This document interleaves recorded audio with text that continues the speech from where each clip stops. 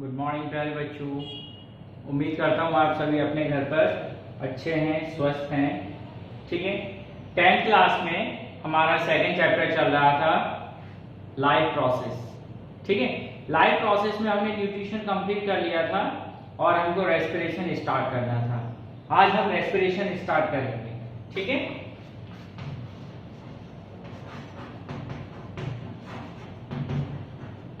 Respiration को हिंदी में क्या कहते हैं? श्वसन। ठीक है, बहुत अच्छा अध्याय है, ध्यान से पढ़िएगा। ठीक है, चैप्टर का नाम क्या है? चैप्टर का नाम है लाइफ प्रोसेस। ठीक है, जैविक प्रक्रियाएं या जैविक प्रक्रम। ठीक है, तो श्वसन। अब देखिए, श्वसन जो है इसमें हमको क्या क्या पढ़ना है? इसमें मेनली हमको श्वसन पढ़ना है। थोड़ा सा हम जंतुओं में श्वसन जब देखेंगे, मनुष्य में श्वसन, तो मनुष्य का जो श्वसन तंत्र है उसकी संरचना भी हमको इसमें देखनी है। ठीक है, चलिए हम यदि सब शुरुआत मानव से ही करते हैं, तो जो मानव है मीन ह्यूमन, ठीक है, ह्यूमन बीइंग, मानव में जो श्वसन होता है वो बहुत एक जटिल प्रक्रिया है। क्यों जटिल प्रक्रिया है? क्योंकि मानव में श्वसन के लिए पूरा का पूरा एक सिस्टम होता है और इस सिस्टम को बोलते हैं हम श्वसन तंत्र। तो पहले श्वसन पढ़ने से पहले हमको इस तंत्र को पढ़ना जरूरी है। क्या बोलेंगे हम? रेस्पिरेटरी सिस्टम, और हिंदी में बोलेंगे श्वसन तंत्र। तो पहले श्वसन तंत्र को पढ़ना आवश्यक है। छोटा सा है, ज्यादा कठिन नहीं है, छोटा सा। मनुष्य का जो श्वसन तंत्र है इसमें क्या क्या होता है? इसमें देखिए नोज, ठीक है, और क्या होता है? Trachea,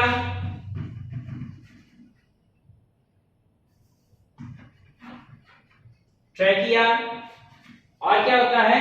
lungs. ठीक है, लंग्स, ट्रैकिया और नोज, इन तीनों को हमको पढ़ना है। जब हम इन तीनों की स्टडी कंप्लीट कर लेते हैं तो हमारा जो रेस्पिरेटरी सिस्टम है वो कंप्लीट हो जाता है। ठीक है, चलिए तो देखते हैं क्या क्या होता है। हम पहले इसकी एक संरचना, एक डायग्राम बना के देखते हैं। डायग्राम के थ्रू हम इसको समझने की कोशिश करेंगे। ठीक है, चलिए।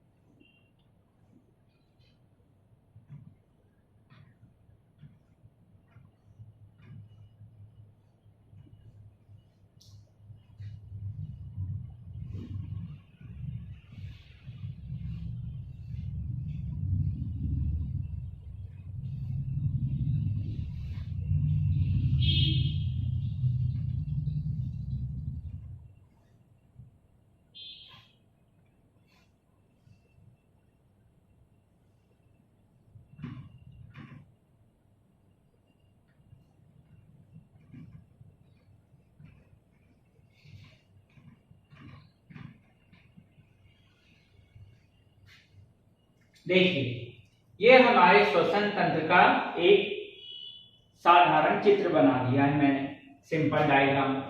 ठीक है, अब इस सिंपल डायग्राम में इधर लिखा है मैंने R और इधर लिखा है L। क्या मतलब है R और L का? यह है राइट और यह है लेफ्ट। अब आप सोचेंगे बोर्ड पे हम जब भी पढ़ते हैं या टीचर ने हमको पढ़ाया है कि हम हिंदी या इंग्लिश लेफ्ट टू राइट लिखते हैं, फिर सर ने राइट लेफ्ट की जगह पर और लेफ्ट राइट की जगह पे क्यों लिखा है? तो याद रखिए, हम केवल मनुष्य में जब भी किसी का चीज का अध्ययन करेंगे तो जो बोर्ड पर लेफ्ट साइड होती है वो वास्तव में उस अंग के लिए राइट साइड होती है, और जो लेफ्ट साइड जो राइट साइड होती है वो उस अंग के लिए लेफ्ट साइड होती है। मीन्स हम जीव विज्ञान बायोलॉजी में मनुष्य की जब स्टडी करते हैं तब राइट लेफ्ट की जगह पे लिखा जाता है और लेफ्ट राइट की जगह पे लिखा जाता है। इसे मैंने यहाँ आर लिख दिया है। मीन्स इस तरफ जो भी ऑर्गन है वो राइट साइड है, राइट ऑर्गन बोलेंगे अंग, और जो इधर है उनको हम लेफ्ट अंग बोलेंगे। ठीक है, तो देखिए ये है हमारी नेजल कैविटी और ये बकल कैविटी है। इसका हमने स्टडी कर ली थी जब हमने न्यूट्रिशन पढ़ा था। ठीक है ना, याद होगा आप सभी बच्चों को। और अगर किसी बच्चे को याद नहीं है तो याद रखिए, मैंने पहले ही बताया, उसी बच्चे के डाउट क्लियर करूंगा जिसका वर्क कंप्लीट मिलेगा। ठीक है, तो ये हमारा रेस्पिरेटरी सिस्टम है। ठीक है, चलिए नाम लिखते जाते हैं क्या क्या है। ये जो आप देख रहे हैं इसको कहते हैं हम, यह है नोज, सिंपल, यह है नोज, और ये क्या है, ये है नॉस्ट्रिल। ठीक है, दो होते हैं नॉस्ट्रिल, नथने, ओपनिंग, गैप, जिसमें से एयर अंदर जाती है। ठीक है, अभी ये नॉस्ट्रिल है, यहां से क्या होता है, यहां से एयर अंदर जाती है, चैम्बर में पहुंचती है एयर। इस चैम्बर का नाम है नेजल कैविटी। ठीक है, नेजल कैविटी जो है वो पीछे की तरफ एक वेंट, छोटे से went like structure, pipe like structure में खुलती है। इसका नाम है फेरिंक्स। आपको ध्यान होगा जब हमने न्यूट्रिशन पढ़ा था उसमें भी फेरिंक्स पढ़ा था। मैंने आपको बोला था फेरिंक्स बहुत इंपॉर्टेंट ऑर्गन है। तो देखिए फेरिंक्स का जो कनेक्शन है ये यहाँ बकल कैविटी है तो बकल कैविटी से भी होता है, और इसके ऊपर नेजल कैविटी होती है तो फेरिंक्स का जो कनेक्शन होता है वो नेजल कैविटी से भी होता है। तो फेरिंक्स दोनों में इंपॉर्टेंट रोल प्ले करता है, डाइजेशन, न्यूट्रिशन में भी और रेस्पिरेशन में भी। तो ये फेरिंक्स है। फेरिंक्स के बाद में आप ये एक स्ट्रक्चर देख रहे हैं ट्यूबलाइक, और इस पे मैंने ये रिंग्स बनाई हुई हैं, आपको ये हाफ रिंग्स दिख रही हैं। ठीक है, इस पूरे स्ट्रक्चर का नाम है, इसको हम विंड पाइप भी बोलते हैं और ट्रैकिया, ट्रैकिया भी बोलते हैं। ठीक है, ट्रैकिया है या विंड पाइप भी आप इसको बोल सकते हैं। क्या बोल सकते हैं? Wind pipe. ठीक है, चलिए अब ये जो ट्रैकिया है, ट्रैकिया ये रन करता है हमारे नेक में, जो थ्रॉट होता है हमारा गर्दन, गले में ये पूरा रन करता है। ठीक है, जैसे ये गर्दन के नीचे अंदर पहुंचता है, छाती के अंदर पहुंचता है, चेस्ट कैविटी में पहुंचता है, ये डिवाइड हो जाता है। ठीक है, तो यहां पर इसको अब हम बोलते हैं ब्रोंकस। ठीक है, ये ब्रोंकस हो गया। ठीक, फिर ये जो आप देख रहे हैं मैंने ये दो लंग्स बनाए हुए हैं, दिखा है ना आपको लंग्स। चलिए आपको और दिखाने की कोशिश करते हैं। ये जो आपको ये ट्रायंगुलर स्ट्रक्चर दिखा है, इस ट्रायंगुलर स्ट्रक्चर को बोलते हैं हम लंग्स। ठीक है, अब आपको डायग्रामेटिकली डिफरेंस समझ में आ गया होगा। ये बड़ा दिख रहा है और ये वाला लंग्स हमको कैसा दिख रहा है, छोटा। तो एक लंग्स हमारा बड़ा होता है और दूसरा लंग हमारा छोटा होता है। हम बोल सकते हैं हमारी बॉडी में लंग तो दो होते हैं, we have two lungs, but one is larger than other, एक दूसरे से बड़ा होता है। इसका भी रीजन है क्यों होता है। तो बड़ा कौन सा होता है, जो राइट वाला लंग है ये तो बड़ा होता है, और जो लेफ्ट वाला लंग होता है ये छोटा होता है। याद रखिएगा, राइट बड़ा होता है और लेफ्ट छोटा होता है। अब जो राइट वाला बड़ा होता है तो उसमें जो लोब्स हैं, पानियां, ये कितनी होती हैं, 3। राइट वाले में 3 पालियां होती हैं, लोब। ठीक है, अगर मैं नंबर द्वारा के जरिए बताना चाहूँ तो ये फर्स्ट लोब, ये सेकंड लोब और ये थर्ड लोब। इसके कंपैरिजन में जो लेफ्ट लंग होता है ये थोड़ा सा छोटा होता है। ठीक है, ये लेफ्ट वाला लंग है, ये पिंक कलर से मैं इसकी बाउंड्री कर रहा हूँ, ये लेफ्ट लंग है। ये क्या है, ये थोड़ा सा छोटा है। ठीक है, कितना छोटा है, थोड़ा सा छोटा होता है। और क्यों छोटा होता है, उसका रीजन है हमारे चेस्ट कैविटी में लेफ्ट हैंड साइड एक और ऑर्गन होता है, बहुत इंपॉर्टेंट, एक ही ऑर्गन है वो। ठीक है, कौन सा है, यस, अगर आप पहचाने तो हार्ट। ठीक है, हार्ट होता है इधर पर, दिल, हृदय। हृदय होने की वजह से जो लेफ्ट लंग होता है वो थोड़ा सा छोटा हो जाता है। अब क्योंकि ये छोटा होता है तो इसमें लोब भी कम होते हैं। कितने लोब होते हैं, ओनली 2, ये फर्स्ट लोब और ये वाला सेकंड लोब, ये फर्स्ट ये सेकंड। अगर आपसे एग्जाम में क्वेश्चन पूछा जाता है कि हमारी बॉडी में कौन सा लंग बड़ा होता है, तो याद रखिए राइट लंग बड़ा होता है। कौन सा लंग छोटा होता है, लेफ्ट लंग छोटा होता है। राइट वाला बड़ा क्यों होता है, क्योंकि राइट साइड में हार्ट नहीं होता। लेफ्ट वाला छोटा क्यों होता है, क्योंकि लेफ्ट साइड में हार्ट होता है। ठीक है, समझ में आ गया। ये ब्रोंकस, अभी जो ब्रोंकस होते हैं ये लोब के अकॉर्डिंग लेफ्ट साइड में ब्रोंकस 2 पार्ट में डिवाइड हो जाता है, क्योंकि 2 लोब होते हैं। और राइट साइड में जो ब्रोंकस होता है वो 3 ब्रांचेस में डिवाइड हो जाता है, क्योंकि यहाँ पर कितने लोब्स होते हैं, 3 लोब होते हैं, याद रखिए। ठीक है, ये इसकी मेन ब्रांच हो गई। फिर ये जो ब्रोंकस होता है ये बहुत डिवाइड होता रहता है, डिवाइड डिवाइड डिवाइड। ठीक है, हंड्रेड्स ऑफ टाइम डिवाइड होने के बाद में बहुत छोटी छोटी ट्यूब्स बना लेता है। ठीक है, वैसे तो हम इसको bronchus, primary bronchus, secondary bronchus और टर्सरी ब्रोंकस भी बोलते हैं। फिर बहुत छोटा होने के बाद में हम इसको बोलने लगते हैं ब्रैंकियोल। क्या बोलने लगते हैं, ब्रैंकियोल। ठीक है, यहां मैं डायग्राम बना के दिखाने की कोशिश करता हूं। ये मान लीजिए ये ब्रैंकियोल है। ये जो ब्रैंकियोल होता है ये भी बहुत बार डिवाइड होकर एक बहुत पतली ट्यूब लाइक स्ट्रक्चर बनाता है, और यहाँ पर इस टाइप की सैक लाइक स्ट्रक्चर बने होते हैं, बहुत सारे होते हैं। ठीक है, ये एक नहीं होते हैं, बहुत सारे होते हैं, ये इस तरह से।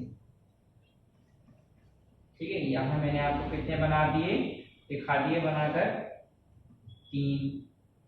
अभी आपको दिख रहा होगा कि सर ने 2 बड़े बनाए, एक छोटा बनाया, वो तो बन गया, तीनों का साइज सेम। ठीक है, तो क्या है, ये ट्रैकिया डिवाइड हो जाते हैं ब्रोंकस में, ब्रोंकस भी डिवाइड हो जाते हैं प्राइमरी, सेकेंडरी, टर्सरी ब्रोंकस में, फिर वो भी डिवाइड हो जाते हैं ब्रैंकियोल्स में, और फिर ब्रैंकियोल्स भी डिवाइड होता हुआ एक बहुत छोटी सी ट्यूब लाइक स्ट्रक्चर बनाता है, जिसके एंड पर बैलून लाइक स्ट्रक्चर होते हैं। ठीक है, ये जो आप बैलून जैसा स्ट्रक्चर देख रहे हैं ना, ये बलून क्या है, एक्चुअली ये बलून नहीं है, वो तो लिखा है मैंने, बलून जैसा जो स्ट्रक्चर दिख रहा है इसको बोलते हैं हम एयर सैक। क्या बोलते हैं, एयर सैक। ठीक है, एल्वोलाई, एल्वोलाई भी बोलते हैं, एयर सैक भी बोलते हैं, और ये एल्वोलरी डक्ट, एयर सैक डक्ट। ठीक है, तो ये इस तरह से डिवाइड हो जाता है। इस एयर सैक की वजह से हमारा जो लंग होता है ये स्पॉन्जी होता है। ठीक है, मींस ये फैलता और सिकुड़ता इन्हीं की वजह से है। अब देखिए एयर क्या होती है, अब एयर का पाथ क्या होगा, रेस्पिरेशन नहीं होगा, लंग में रेस्पिरेशन नहीं होता, लंग्स में तो ब्रीदिंग होती है। लंग्स में क्या होता है, ब्रीदिंग। लेकिन हम इसको रेस्पिरेटरी सिस्टम क्यों बोलते हैं, हम इसको रेस्पिरेटरी सिस्टम इससे बोलते हैं क्योंकि जो एयर होती है मींस ऑक्सीजन जो होती है वो नोज और नॉस्ट्रिल और लंग्स के थ्रू ही हमारे ब्लड में डिसॉल्व होती है। अगर ये नहीं होगा तो ब्लड में ऑक्सीजन पहुंचेगी नहीं। ठीक है, उसके बाद में फिर ये ऑक्सीजन ब्लड से सेल्स में जाती है, वहां पर रेस्पिरेशन होगा। तो लंग्स में क्या होता है, लंग्स में याद रखिए, लंग्स में होती है ब्रीदिंग।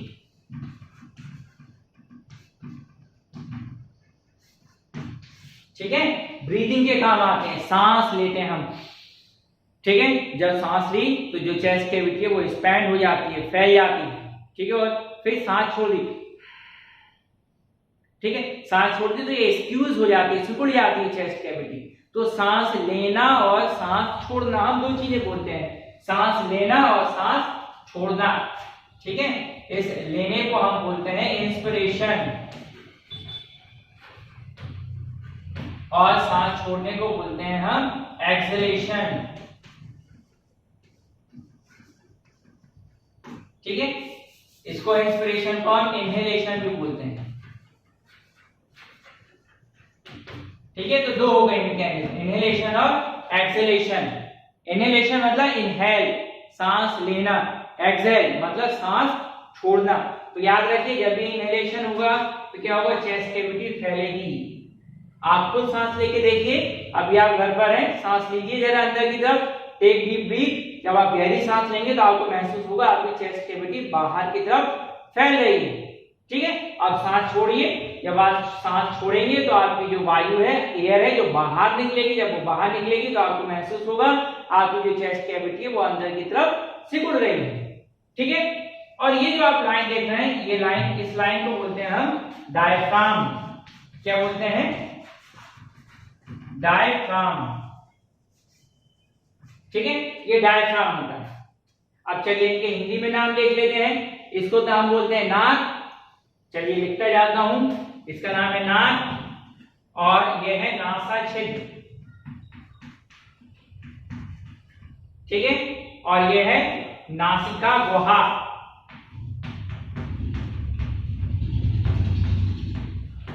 नासिका गुहा। ट्रैकिया को ट्रैकिया ही कहते हैं, ब्रोंकस को ब्रोंकस ही बोलते हैं, ब्रैंकियोल को ब्रैंकियोल ही बोलते हैं, बस इसको पुपिका बोलते हैं। ठीक है, इनहेलेशन को हिंदी में बोलते हैं निश्वसन। क्या बोलते हैं, निश्वसन। और एक्सहेलेशन को बोलते हैं निःश्वसन। इसमें विसर्ग नहीं होता और यहाँ नाक पे छोटी की मात्रा के बाद में विसर्ग आ जाता है, बस इतना आसान है। निःश्वसन का मतलब होता है सांस को अंदर खींचना और निःश्वसन का मतलब होता है सांस को बाहर छोड़ना। अब होता क्या है इनहेलेशन और एक्सहेलेशन में, चलिए इसको समझ के देखते हैं। ये था, ये जो डायग्राम है ये हमारा रेस्पिरेटरी सिस्टम है पूरा। एग्जाम में क्वेश्चन पूछा जाता है कि मानव श्वसन तंत्र का नामांकित चित्र बनाइए, तो ये रहा नामांकित चित्र। ठीक है, आपको याद होना चाहिए लंग्स कहाँ पाए जाते हैं, लंग्स चेस्ट कैविटी में या बक्षीय गुहा में पाए जाते हैं, वहीं पाए जाते हैं जहां हार्ट होता है, हार्ट भी बक्षीय गुहा में होता है। ठीक है, चलिए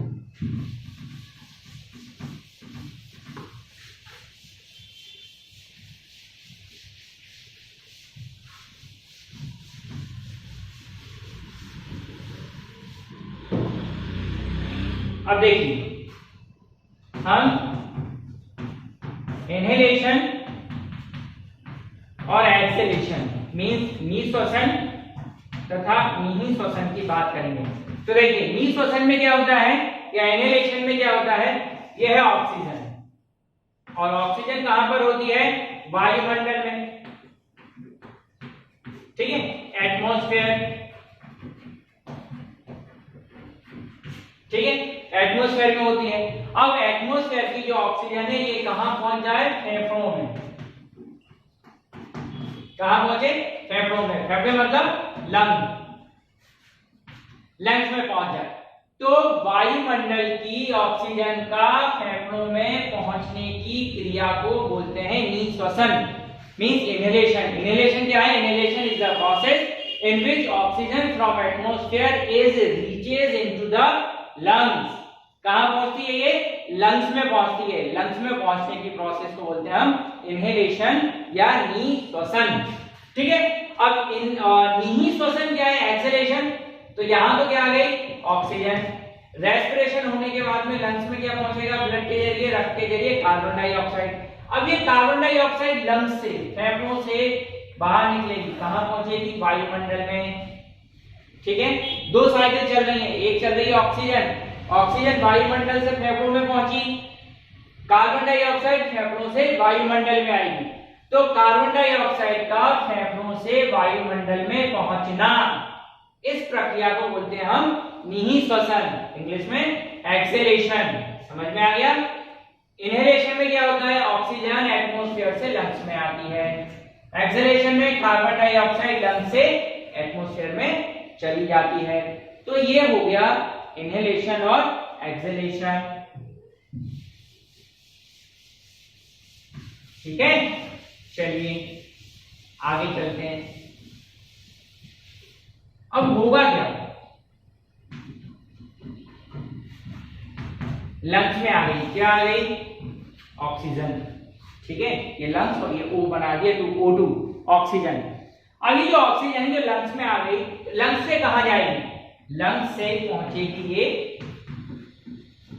रक्त में, ब्लड, और रक्त इनको कहां लेके जाएगा, ऑक्सीजन के मॉलिक्यूल्स को, रक्त ऑक्सीजन के मॉलिक्यूल्स को लेकर जाएगा सेल्स में, कोशिका।